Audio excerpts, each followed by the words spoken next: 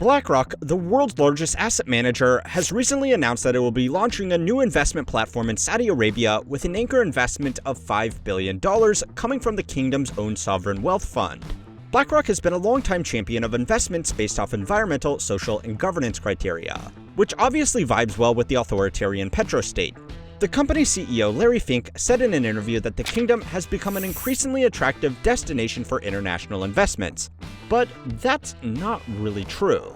So what the f is BlackRock actually doing in Saudi Arabia? Saudi Arabia executed 81 men on Saturday. This is the next step forward for us to be working with all our international clients. Saudi Arabia confirms that the journalist Jamal Khashoggi is dead. And what it is going to be is not just the intersection between the world and Saudi. BlackRock is best known for creating mutual and exchange-traded funds for individuals and other institutions to invest in. Their biggest exchange-traded funds are mostly passive indexes that make buying a broad portfolio easier for regular investors. They take a small fee for managing these index funds, but because those funds are so popular, even a small fee generates a lot of revenue. The trillions of dollars in assets that they manage through these investment vehicles has drawn a lot of criticism from people claiming that they secretly control the world, normally with the help of some laser eyes. Now, while they do manage trillions of dollars in assets, it's not their assets, and there are strict mandates outlining what they can and can't do with the funds they manage on behalf of the millions of investors they work for. But that doesn't mean that the company doesn't deserve a healthy amount of criticism. If anything, the narrative that they secretly own all of the world's biggest companies distracts from the actual questionable stuff that they and other large investment firms do. The company also has operations providing advice, technology, and investment infrastructure to banks, pension funds, and even entire governments, which is what it is doing in Saudi Arabia. BlackRock first set up an office in the kingdom back in 2019 with the initial intention of providing financial services to sophisticated investors, according to the company's own website. The remote branch of the BlackRock global operation hasn't really done much until the announcement earlier this year that it would be partnering up with the Public Investment Fund to launch an investment platform with the stated goal of making it easier for international investors to invest into Saudi Arabia as well as other countries in the Middle East and North Africa. The pitch is that these markets are growing, and there aren't as many investors operating in the region. So, there are potentially outsized returns to be made while markets in the West are overvalued. Big investors already know this. But there's a very good reason why they don't invest in places like the Middle East, and that's because they are incredibly risky. And outside of oil and constructing dumb buildings funded by oil, there really isn't much to invest in. A well-known American company like BlackRock could ease these concerns with big investors and act as a middleman between them and the projects actually getting their money, which is really, when you think about it, all that their company does. BlackRock is doing the same thing here in America at the moment by building out a new stock exchange in Texas. We already covered the details of that in another video. But basically, the more places there are for people to invest, the more opportunities there are for BlackRock to be the middleman and take their fees. Now, that's the corporate-approved messaging on this project. But for the more skeptical amongst us, there are still a few questions. Saudi Arabia actually already has a stock exchange that is open to foreign investors, and because of some technicalities, it's actually one of the largest stock markets in the world.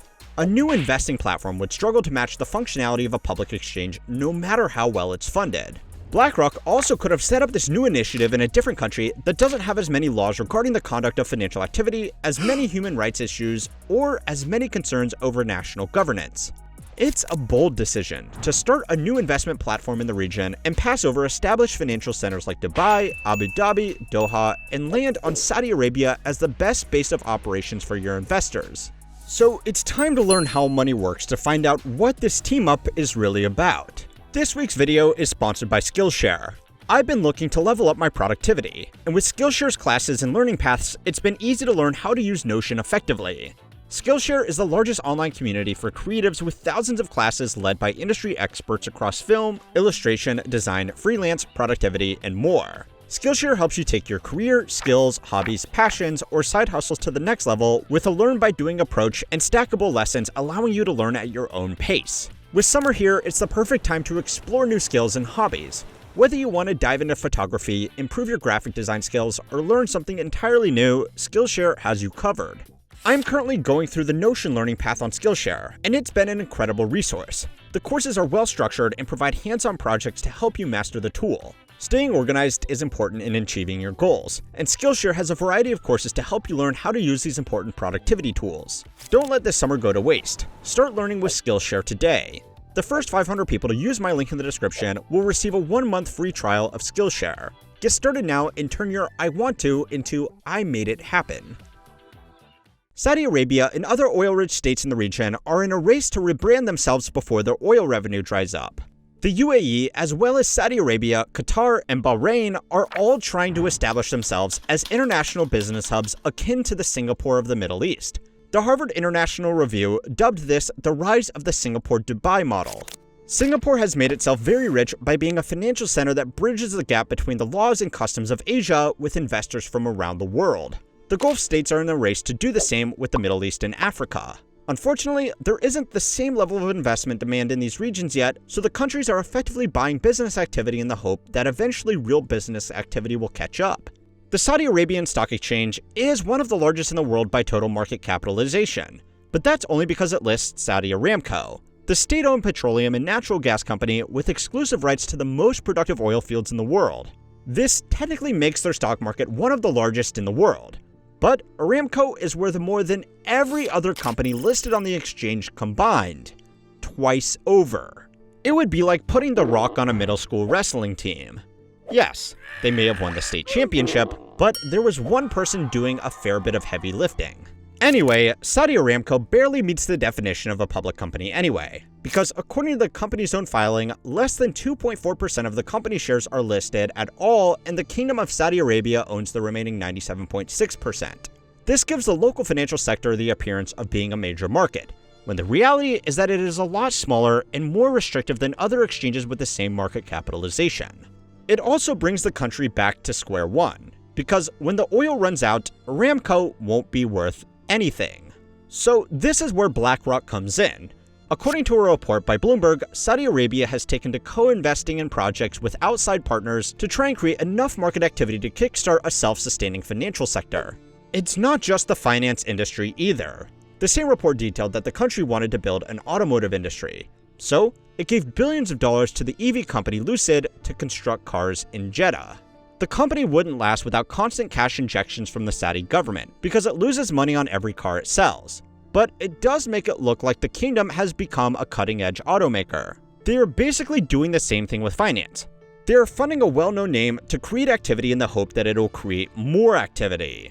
But what does BlackRock get from this? Beyond the $5 billion investment the Saudi government granted the company to develop the investment platform, the company is clearly motivated by the potential of future business with the oil-rich state. Even before the company set up a permanent office in the kingdom, Bloomberg reported that the CEO of BlackRock, Larry Fink's private Gulfstream travels to Riyadh several times a year, and that he has had several private dinners with the country's de facto ruler, Crown Prince Mohammed bin Salman. In return, the CEO of Saudi Aramco also sits on the board of BlackRock. Board positions in such a large and influential company are not given out lightly, and giving the position to a politically sensitive foreign national is not a small decision for any company, let alone one under as much scrutiny as BlackRock. The real reason that the controversial company and the controversial country have developed such a close relationship is that BlackRock wants to manage the almost $1 trillion in assets held by the country's sovereign wealth fund.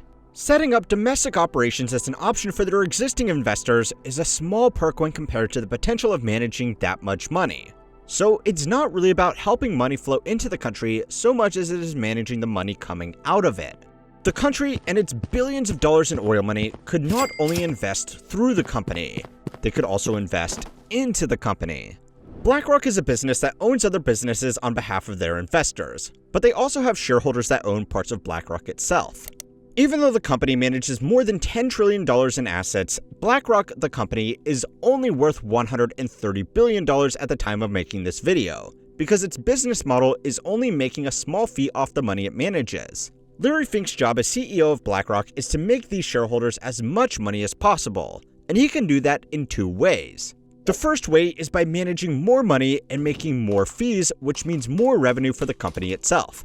If Fink could manage even 10% of the Saudi wealth fund and charge a 0.5% management fee on that money, he would be bringing in hundreds of millions of dollars every year for his company. The second way he can increase returns to shareholders is just to get more people to buy the stock. According to the company's most recent investment disclosure, the sovereign state of Kuwait is the company's third largest shareholder. The only investor that owns more of BlackRock is the Vanguard Group, which is another asset manager that operates very similarly. And BlackRock itself through BlackRock investment funds that include BlackRock in the asset spread in what can only be described as investmentception. Anyway, BlackRock's ambition in Saudi Arabia are clearly not righteous, but they aren't exactly covert either. They are just courting a massive potential client and investor. Now, if you are invested in a BlackRock fund or even into BlackRock itself because of its very public ESG efforts, you might be rightfully pissed off about the close relationship the company is forming with a massive oil producer, which, let's just say, isn't famous for its humanitarian efforts. Now, the company has already responded to these criticisms, but it really comes down to a calculation they have made. They are more likely to get more money coming in from one of the best funded sovereign wealth funds in the world than money going out from ethical investors moving their money elsewhere. Now, I am going to be writing an article on the growing concern with these big dumb investment funds over on my totally free email newsletter Compounded Daily, linked in the video description. Just because the conspiracy theories of world domination get all the attention, it doesn't mean that they aren't doing some real harm to financial markets. You should also go and watch my video on why BlackRock is setting up a stock exchange in Texas with the help of the largest hedge fund to keep on learning how money works.